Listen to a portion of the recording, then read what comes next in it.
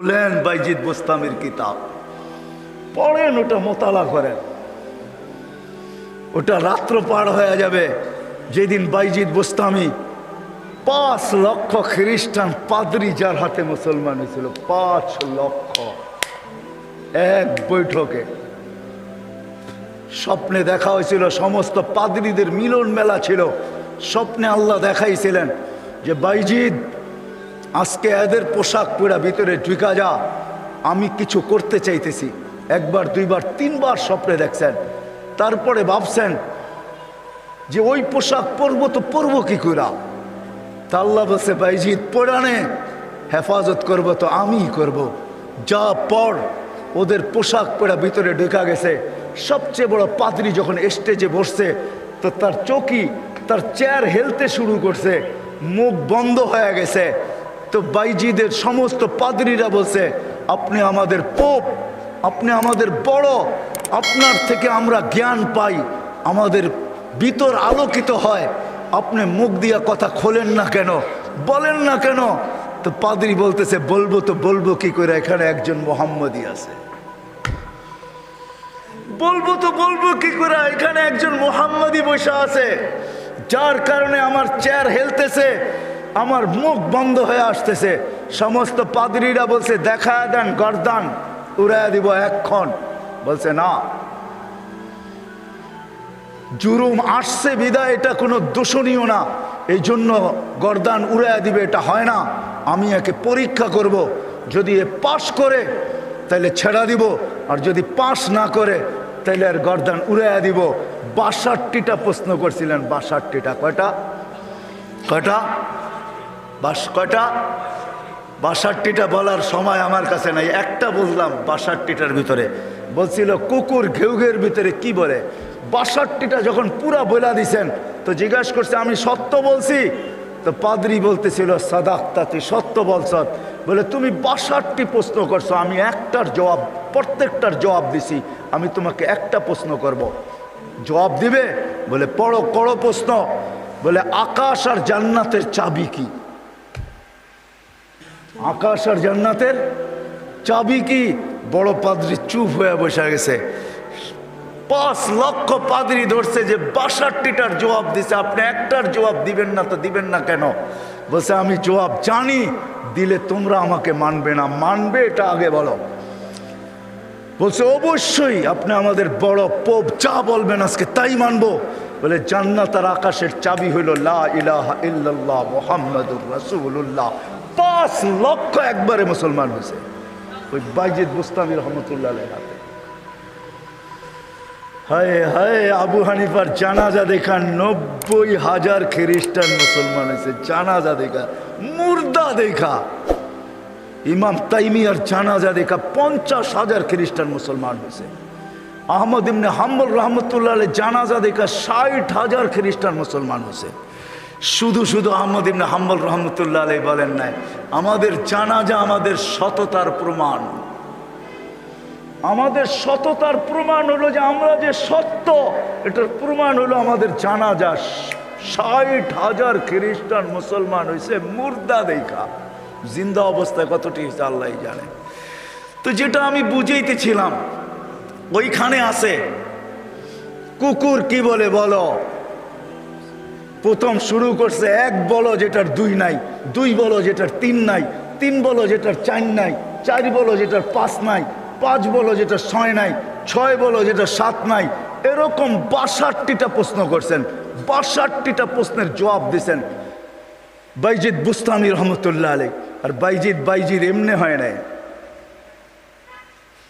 ওনার আব্বা ছিলেন না। কাহিনী আমি অন্যদিকে চলে যাব। আমরা তো ছেলে পেলেকে বানাইতে চাই না, মাও আজকে বানাইতে চায় না, বাপও বানাইতে চায় না। আমরা বানাইতে চাই দুনিয়ার এডুকেটেড। রাগ হয় না, পায়ে হাত পড়ি। আপনি সাধারণ শিক্ষায় শিক্ষিত করতে চান, ঠিক না? জেনারেল শিক্ষার মানে কি? ডিকশনারিতে কি লেখা আছে জেনারেলের অর্থ বলো? যারা কলেজে পড়ছেন, স্কুলে পড়ছেন, বলেন জেনারেলের অর্থ কি? সাধারণ। সাধারণ কোনোদিন গৌরবের বিষয় হয় না। সাহাবাদের কাছে অসাধারণ ছিল, এই জন্যই তো ম্যাককে অনুগত্য করতে পারতেন। এই জন্যই সমুদ্রের উপর দিয়ে ঘোড়া দৌড়াইতে পারতেন। এই জন্যই তার বিহীন, প্রযুক্তিবিহীন 3000 কিলোমিটার দূরে কথা বলতে পারতেন, পাহাড় দেখাইতে পারতেন। সারিয়াতাল জাবাল, অসাধারণ বিদ্যা, এরা বিদ্বান ছিল। আমরা তো সাধারণ বিদ্যায় বিদ্বান হই, গৌরবের আর শেষ থাকে না। আমরা এডুকেটেড, আমরা জেনারেল শিক্ষায় শিক্ষিত। রাগ হয়ে যাবেন? একটা উদাহরণ দিই। আমাদের অবস্থা এরকম, এক ব্যক্তি জাপান থেকে গাড়ি কিনে আনছে, তো গাড়ির 3 দিকে জাপানি ভাষায় বড় বড় অক্ষরে লেখা। তো সে মনে করছে অনেক কিছু ভালো কথা লেখা হবে, বিদায় এটা কেনার পরে আর মুছে নাই, না মুছেই চালাইতেছে, লেখাটা আর মুছে নাই। একটা ক্রেডিটও তো আছে, ঠিক না? সামনের গ্লাসে তো লেখা যায় না, 3 দিকে লেখা, এটা চালাইতেছে। তো কোনো জাপানিজ আসছে বাংলাদেশে, তো ও আরেক গাড়ি দিয়া যাইতেছে, তো দেখতেছে ওই লেখা গাড়িটা সামনে দিয়া যাইতেছে, 3 দিকেই লেখা। তো মুস্কি মুস্কি হাসতেছে। তর্জমান জিজ্ঞাসা করতেছে, তুই হাসিস কেন? কই সামনের গাড়িটা দেখে হাসি। কই কেন, কি এটার ভিতরে? কই যে 3 দিকেই তো লেখা, ও মুছে নাই কেন এটা? কই তা তো বলতে পারবো না, ও এটাকে ক্রেডিট মনে করছে, জাপান থেকে লেখা আসছে, এত সুন্দর লেখা, এটা মুছার আর কি দরকার? আমি চালাই না, আমার মতো লেখাওয়ালা গাড়ি তো বাংলাদেশে একটাও নাই, ঠিক না? একটা বাবতও আছে, ঠিক না? পৃথকত্ব তো আছে আমার একটা। তো বলে যে এইটা দেখে হাসতেছি কেন জানিস? এই গাড়ির ভিতরে লেখা আছে তরকারি বেচার গাড়ি। কি লেখা আছে? পিছনেও লেখা তরকারি বেচার গাড়ি, ডাইনেও লেখা তরকারি বেচার গাড়ি, বামেও লেখা তরকারি বেচার গাড়ি। খালি সামনের গ্লাসে লিখতে পারে না, তাইলে লুকিং নষ্ট হয়ে যাবে, কেমনে দেখবে আর কেমনে চালাবে। আমরা আজকে সাধারণ শিক্ষায় শিক্ষিত হয়ে আমরাও গৌরব করতেছি, আমরা বড় এডুকেটেড। সাহাবা অসাধারণ শিক্ষায় শিক্ষিত ছিল। এটা আমার বোঝানোর ইচ্ছা না।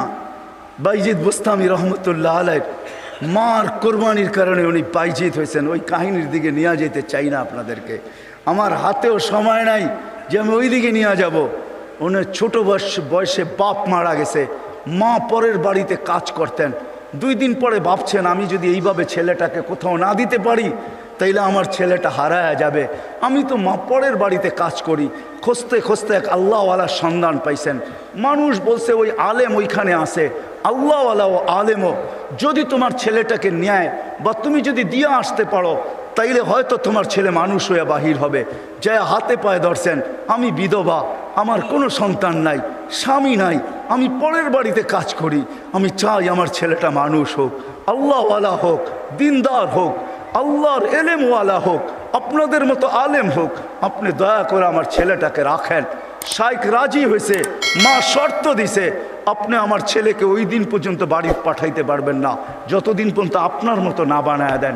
শাইখ অঙ্গীকারবদ্ধ হয়েছেন যে আমি পাঠাবো না যতদিন পর্যন্ত আমার মতো বড় না বানায় দেই। 2-4 দিন পরে মাস গেছে, 2-4 মাস পরে বাইজিদ কাঁদতে শুরু করছে যে সবার বাবা আসে, মা আসে, আমার মা তো পরের বাড়িতে কাজ করে, আমার মা তো আসে না। ও শাইখ আমাকে একটু মাকে দেখতে দেন না। তো শাইখ বলছে, তোমার মার সাথে আমি ওয়াদাবদ্ধ, আমার মতো না বানানো ব্যতীত তোমাকে পাঠাবো না। বলছে না, আমি মাকে দেখতেই চাই। ছোট কচি বাচ্চা, শাইখ তার দিল ভাঙতে চান নাই। একদিকে ছুটি না দিলে বাচ্চার দিল ভেঙা যায়, যেটা মেড ইন আল্লাহ। আরেক দিকে ছুটি দিলে মার অঙ্গীকার ভেঙা যায়। শাইখ তখন বলছেন, বেটা ছুটি দিতে পারি, এতগুলো সবক যদি তুই আজকে আমাকে শুনাইতে পারিস, কোরআনের এতটুকু যদি মুখস্থ শুনাইতে পারিস। বাইজিদ বুস্তামি কোরআন নিছেন, হাত উঠায় দিছেন, মালিক মাকেই তো দেখতে যাব, কোরআন তো দিলের ভেতরে তুই জমায়া দিবি, তুই না দিলে তো আমি মুখস্থ করতে পারবো না।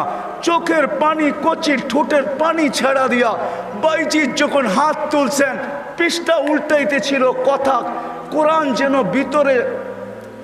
ভিতরে যেরকম আমরা আমাদের মোবাইলের ভিতরে নেই, ব্লুটুথের মাধ্যমে, শেয়ার হিটের মাধ্যমে, হোয়াটসঅ্যাপের মাধ্যমে সে পৃষ্ঠা উল্টাইতে ছিল, কোরআন তার ভিতরে গাঁথতে ছিল। যতটুক সবক শাইখ দিছে এর চেয়ে বেশি যায় বলছে শাইখ রেডি হয়ে গেছে। বলছে তুমি এটা মুখস্থ করলা তো করলা কি কইরা? মুচকি হাসি দিয়া বলছে, শাইখ কালাম যার সে বসায়া দিছে। তো শাইখ বুঝছে এটা কোনো সাধারণ ছেলে না, ছুটি দিছে, বাড়িতে গেছে, দরজা খটখটাইছে। মা জিজ্ঞাসা করছে ভিতর থেকে কে? বলছে বাইজিৎ। বলছে না, আমার বাইজিৎ আসতে পারে না। আমি তো শাইখকে বলে আসছি বাইজিৎ ওই পর্যন্ত আসবে না, যেই পর্যন্ত শাইখের মতো না হয়, আল্লাহওয়ালা না হয়, আমার বাইজিৎ আসবে না। তুমি আমার বাইজিৎ হতে পারো না। মা দরজা খোলেন নাই। মাও এরকম ছিল। এই জন্যই তো বলে মা যদি ফাতেমা হয় তো সন্তান হাসান হোসাইনি হয়, মা যদি ফাতেমা হয় তো সন্তান আব্দুল কাদের জিলানি হয়। মা যদি এরকম হয় তাইলে ছেলেও বাইজিৎ বুস্তামি হয়। বাইজিৎ ফিরে আসছে, এসে বলছে শাইখ আমাকে আর ছুটি দিবেন না। আম্মা দরজা খোলেন নাই। আম্মা মানতেই রাজি ছিল না যে আমি ওনার বাইজিৎ। একাধারে যখন 1 বছর 2 বছর 12 বছর কেটে গেছে, তার পড়া কমপ্লিট হয়ে গেছে। 18 বছর বয়সে যখন শাইখ বাইজিৎ বুস্তামি উপনীত হয়েছেন, পড়া কমপ্লিট, রাত্রে তাহাজ্জুদ পড়তেছেন, সেজদায় যখন কাঁদতেছেন, পড়া কাঁদতেছে, শাইখ ঘুমাইতেছে, আল্লাহর রসুল স্বপ্নে আসছেন। আর আয়েশা বলতেছে ওঠো বাইজিৎকের কাছে যাও, তোমার মাথার পাগড়ি বাইজিৎকে পড়াও, আমরা বেলায়েতের পাগড়ি বাইজিৎকে আজকে পড়াইতে চাই। বাইজিৎকে বলো সে যেন কাজ যায় শুরু করে। কমপ্লিট হয়ে গেছে, যাও। তার মা তার জন্য অপেক্ষা করতেছে। বৃদ্ধ হয়ে গেছে, কোনদিন দুনিয়ার থেকে চলে যায়। বাইজিদের মাথায় বেলায়েতের পাগড়ি আমি তোমার মাথায় পড়াইলাম, তুমি বাইজিদ উস্তাদ হিসাবে বাইজিদের মাথায় পড়ায় দাও। যা দেখে বাইজিদ রহমতুল্লাহ আলাইহি সেজদায় পড়ে কাঁদতেছেন। উঠাইছে ওস্তাদ, বেটা ওঠ, হয়ে গেছে কাম। কি হয়ে গেছে? আল্লাহর রসুল পাগড়ি আমাকে পড়ায় দিয়ে গেছে, বলছে তোকে পড়ায় দিতে। বেলায়েতের দরজায় আল্লাহ তোকে পৌঁছায় দিছে, হুকুম আসছে যা মার পায়ে যা, আর কালকের থেকে কাজ শুরু কর। ওই দিন যে যখন দরজা খটখটাইছে, মা খুইলা জড়ায়া ধরছেন। আর খুইলা জড়ায়া ধরেন নাই, শুধু পানির গ্লাসের কথা আমরা শুনি, এটা তো কোনোদিন বাস্তবটা শুনি না। মা বুকে জড়ায়া ধরে নিয়া মাও দেখা ফেলছেন, মাও শুনা ফেলছেন। আল্লাহ রসুল মাকেও শুনায়া দিছে। মা বুকে জড়ায়া ধরে বলছে আল্লাহ যেটুক পৌঁছাইছ বাকিটুক আমার দোয়ার দ্বারা পৌঁছায় দে। ওই দিন থেকে বাইজিৎ অলিকুল শিরোমণি হয়ে গেছে। মা হাত তুলছেন। তো বাইজিৎ বুস্তামি রহমতুল্লাহ আলাইহির জীবনীর থেকে আমি বাহির হয়ে গেছি। ওনার জীবনী পড়া দেখেন, কুকুর পর্যন্ত আমাদেরকে সতর্ক করে চলে যেতে হবে, থাকা যাবে না, কেউ থাকবে না। হায় হায়, আমরা যাত্রী, যাত্রা আমাদের চলমান। আজকে আসি কালকে থাকবো না, কিন্তু নিজেকে প্রস্তুত করে নিয়ে যেতে হবে, গুছায় নিয়ে যেতে হবে, বানায় নিয়ে যেতে হবে। যুবক তুমিও তোমাকে বানায় নিয়ে যাও।